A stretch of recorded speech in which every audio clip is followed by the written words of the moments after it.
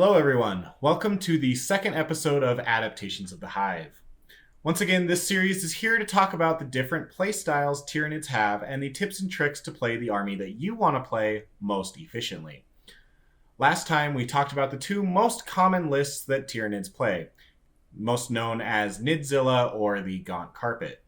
This week, I want to get started on just going through each of the Hive fleets individually and which playstyle suits each of them. Once again, I'm just going to be going through the codex and the order that they appear. So that means that this week, our first Hive fleet is Highfleet Behemoth. Not going to lie, Highfleet Behemoth is my favorite fleet and is the color scheme for all 18,000 points of Tyranids that I own. Behemoth was the original Hive fleet to attack the Milky Way galaxy, and it created a swath of consumed worlds in its wake before finally attacking the ultramarine homeworld of Ultramar. There, the Tyranids ran into the Imperium's most powerful defense, plot armor. Last-second DXMs abound, destroyed Highfleet Behemoth, turning it into a mere shadow of its former self. However, Behemoth was known for being one of the most bestial forms of the Hive fleets, with very little in way of strategy. A massive, overwhelming frontal assault right from the start is the main tactic that Behemoth likes to employ. Most of this is shown on the tabletop, as just about everything Behemoth has is about doing just a little bit extra damage in combat. The main fleet adaptation that you get for being Behemoth is all models in this fleet get to reroll charges. This is nothing crazy or fancy, but is a solid boost for a combat army.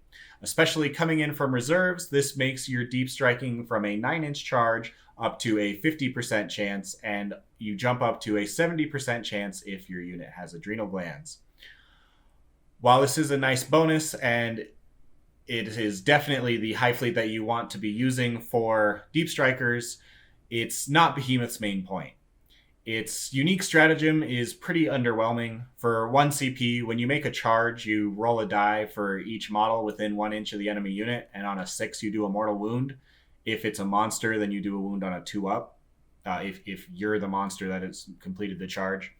The only time I'd ever really use this strat is if there's an annoying body that just has a single wound left and you can charge it in addition to something else. If you have a big blob of gaunts, you might get lucky and do like 3 wounds, but it's pretty tough to end up with more than like 12 bodies within an inch of an enemy before you do your pile-ins. Anyways, where Behemoth really shines is with its relic and psychic power. The relic Sides of Tyran replaces a model's monstrous scything talons. They give you an extra attack, and each time you make a hit roll of 6+, you get to make an additional attack roll. Unfortunately, neither of these are super great, as it's only 5 points more for 2 sets of Scything Talons, which give you an extra attack, and then instead of generating extra attacks on a 6 to hit, you reroll 1s to hit, and that comes out to about the same. But what does make the Size of Tyran good is it gives you +1 strength, making you strength 7, which you really need to be as a combat monster. If you combine it with Murderous Size, you're suddenly strength 8, and you have now passed that hurdle and you can hurt just about anything in the game. This is the sad state that Tyranids are in right now, in that they need a relic and a warlord trait equivalent to make their combat monsters scary, but, we work with what we have. Anyways, the psychic power, Unstoppable Hunger, is a massive boon for Tyranids and probably one of the best things that came out of Psychic Awakening. At Warp Charge 7, it is our most difficult power to get off, but it gives a friendly Behemoth unit within 9 inches +1 to wound in the fight phase. This is even better than it looks at first glance, because we have a lot of abilities that trigger on a 6+ to wound. This includes Rending Claws, Toxin Sacs, and Swarmlord's Mortal Wound ability. With the +1 to wound in the fight phase, all of these are now suddenly triggering on a natural roll of a 5. If you have an ability to reroll wounds, they are actually triggering on about half of your attacks. This ability is the primary reason that I switched to Behemoth Genestealers instead of Kraken back in 8th edition. Genestealers wounding Marines on 3s and rending on 5s are just absolute blenders. Unfortunately, now they just can't stand up to the punch back anymore, and they're just too expensive to take. But I would consider taking a serious look at Warriors with Bone Swords and Toxin Sacs. For 270 points without guns, they are pretty pricey, but give them the +1 to wound, and they can take a massive chunk out of even T8 vehicles, averaging about 10 wounds. Or they can take out any T7 vehicle, such as an Impulsor, with an average of 13.3 wounds. And against Primaris Marines, they kill on average 7 of them, either wiping out a 5-man squad with ease or taking a big chunk out of a 10-man squad, allowing the warriors to then wrap the remaining 3, causing massive problems for your opponent. If you take Enhanced Resistance and Unyielding Chitin on these warriors and give them Catalyst, they can really stand up to a lot of firepower as well. In particular, you get to laugh at any opponent who points a Leviathan Storm Cannon array at them, because they're going to only average killing 1 warrior with all 20 of their shots.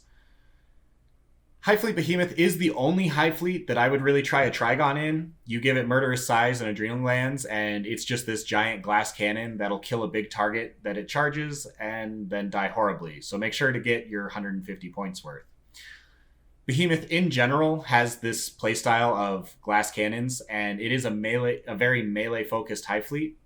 I would very much recommend taking Swarmlord, as you need the extra movement to make sure you're getting into combat, which is where you need to be. My favorite way to run Behemoth is with a Chronos detachment, just to have that fire support to help clear out anything that your Behemoth can't reach. But if you're playing Behemoth, I would almost always go with this trio of Swarmlord, a Flying Hive Tyrant with the size of Tyranid and Murderous Size, and then a Broodlord with the Resonance Barb to help you get Unstoppable Hunger off. You can fill this with whatever troop you want, either just objective holders, in which case any troop will do, or you can try those combat warriors. If you do try the combat warriors, I would take them in a big unit of 9, because you need the buffs to make them worth it. So having those buffs target as big of a unit as possible to get the most value is in your best interest. I most often pair, like I said, with a Chronos Gunline, or you could even take Brood Brothers like Lehman Russes and Wyverns to get things that are just hiding out of line of sight, or things that you just can't get to if you need that extra range. Or you could ally in with Genestealer Cult, and they could be that anvil that deep strikes in, compared to the hammer of your Behemoth monstrous creatures. I did end up creating a pure Behemoth list for 2,000 points. If any of you are interested, I will post the list in the description for this video.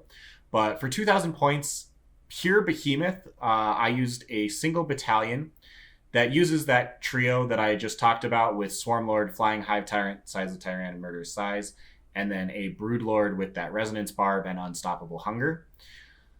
Swarmlord and the Flying Hive Tyrant are the 2 most important models for you to hide out of line of sight for turn 1.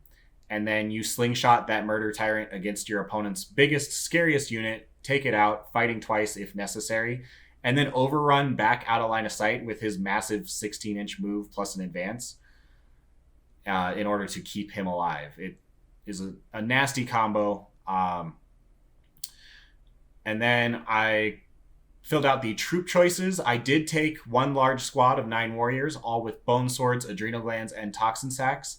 I also gave them 3 Venom Cannons, which allow you to take pot shots at faraway units. I'll explain that in a second.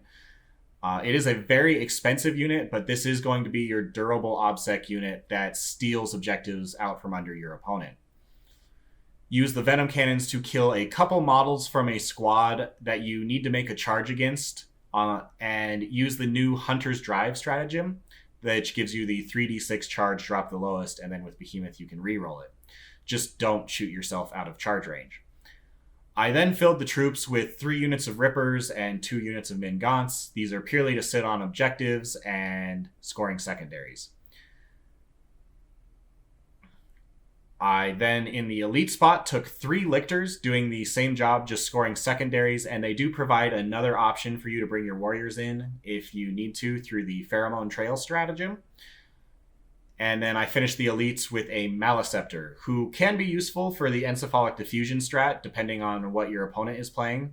But it can also just be used as a tank to eat up Overwatch and make that charge first, which then allows you to use the new Hive Instinct strat, as he is a Synapse creature that is now within an inch of that enemy. In the fast attack slot, I took 3 units of 9 spore mines. This is a funny little like gotcha trick that you can really only do with Behemoth. But these spore mines can all deep strike for free, and they're re-rolling charges because of Behemoth. So you deep strike them next to a squad who's just babysitting an objective, and then you kill one of those guys again with that venom cannon from the warrior squad. Use the hunter's drive strat, and you have a really high chance of making that charge. And these spore mines are going to average out 9 mortal wounds, which should kill off any marine squad or equivalent that are just babysitting an objective. You can use the same thing with Hive Instincts and the Maliceptor to do this with 2 different units of Spore Mines turn 2, and then do it again turn 3 with the 3rd unit of Spore Mines. Anyways, I finish off this list with a Trigon who is going to carry the warriors into Deep Strike. Again, if you need to, you can shift those warriors then over to a Lictor. But give both units Adrenal Glands for that rerollable 8-inch charge. That again should give you a 70% chance of succeeding. And finally, in the heavy support slot, I finish off the list with an Acid Spray Tyrannifex. Just in case your opponent is running flyers that you're not allowed to charge, that's a really big problem if you're nothing but melee monsters. And so if they want to make a wall in front of you of unchargeable planes, then the Tyrannifex can just murder it with its auto-hitting 4d6 Flamer. This is clearly not the strongest list out there, but it actually has a surprising number of tricks for a list that is just one pure Hive Fleet. Anyways, I think that about wraps this video up. Let me know what you think about Highfleet Behemoth. As I said, it is my favorite, and I just love the color scheme as well as the fact that it was the first Tyranid fleet to really threaten this galaxy. And it very much plays to its fluff in that it just does a headlong charge into the enemy and then tries to inflict as much damage as possible in melee. But feel free to hit the subscribe button so you'll know when the next video is coming out. And in that next video, I will be talking about the next Hive Fleet on the list, which is Highfleet Kraken. Thank you all very much for watching, and I will see you all in the next video. Thank you.